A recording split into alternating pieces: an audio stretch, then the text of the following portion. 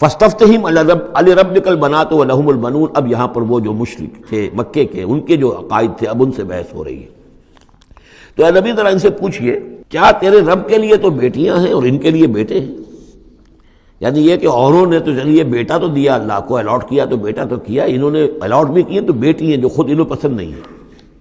ام خلقنا الملائکۃ اناسا، کیا ہم نے فرشتوں کو واقعی مؤنث بنایا تھا؟ وہم شاہدون، وہ گواہ ہیں اس کے، انہیں معلوم ہے کہ واقعتاً ہم نے فرشتوں کو جو بنایا تھا تو مؤنث بنایا تھا.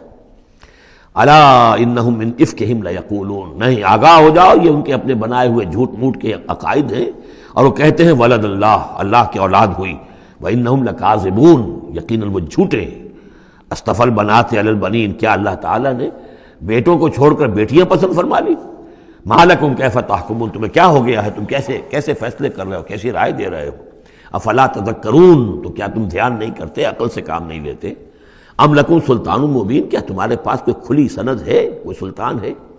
اب یہ صورت بھی نوٹ کر لیجئے، یہ تیسری صورت ہے اسی سٹائل کی. سورہ حجر، پھر سورہ شعراء، پھر یہ سورہ صافات. وہی انداز، چھوٹی چھوٹی آیتیں، اور ردم ہے تیز، صوتی آہنگ زیادہ نمایاں ہے، ڈیوائن میوزک جس کو میں کہا کرتا ہوں، ملکوتی غنا جو ہے ان صورتوں کے اندر.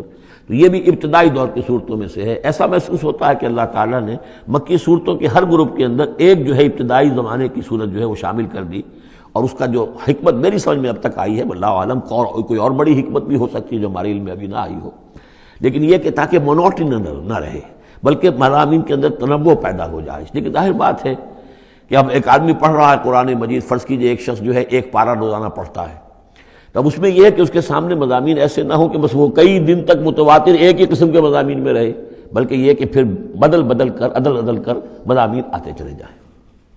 واللہ عالم. ام لکم سلطان مبین، کیا تمہارے پاس کوئی کھلی سند ہے؟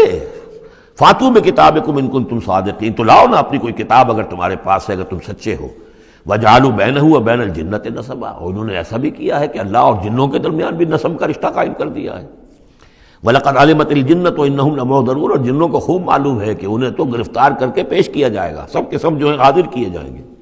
سبحان اللہ عما یصفون، اللہ پاک ہے ان تمام چیزوں سے جو یہ بیان کر رہے ہیں.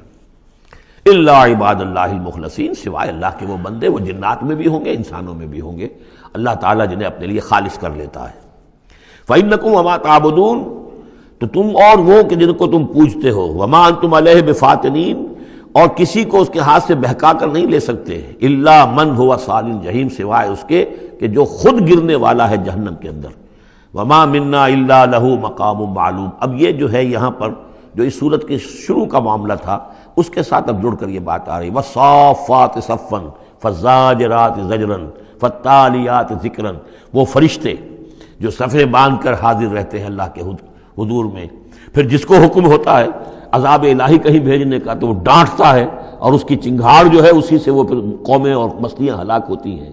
فالتالیات ذکرا، جن کو حکم ہوتا ہے وہ اللہ کے ذکر کی تلاوت کرتے ہوئے اللہ کے نبیوں تک اس کو پہنچاتے ہیں پیغامات کو. اب وہاں ان کی طرف سے وما منا الا له مقام معلوم، ہم میں سے کوئی نہیں ہے، یہ فرشتوں کی طرف سے کہا جا رہا ہے، مگر یہ کہ اس کا ایک ٹھکانہ مقرر ہے. دربار میں کوئی 5000 ہے، کوئی 10,000 ہے، کوئی 30,000 ہے، ایسے ہر ایک کا ایک مقام معلوم ہے، مرتبہ مقام معین ہے. ملائکہ مقربین ہے، ملائکہ اعلیٰ ہے، ملائکہ دنیا ہے، ملائکہ اسفل ہیں، یہ سب کے سب ہیں. وما منا الا له مقام معلوم وانا لنحن الصافون، اور ہم تو سب کے سب صفیں باندھے ہوئے مستعد کھڑے ہوتے ہیں. وانا لنحن المسبحون، اور یقیناً ہم تو سب کے سب تسبیح کرنے والے ہیں پروردگار کی.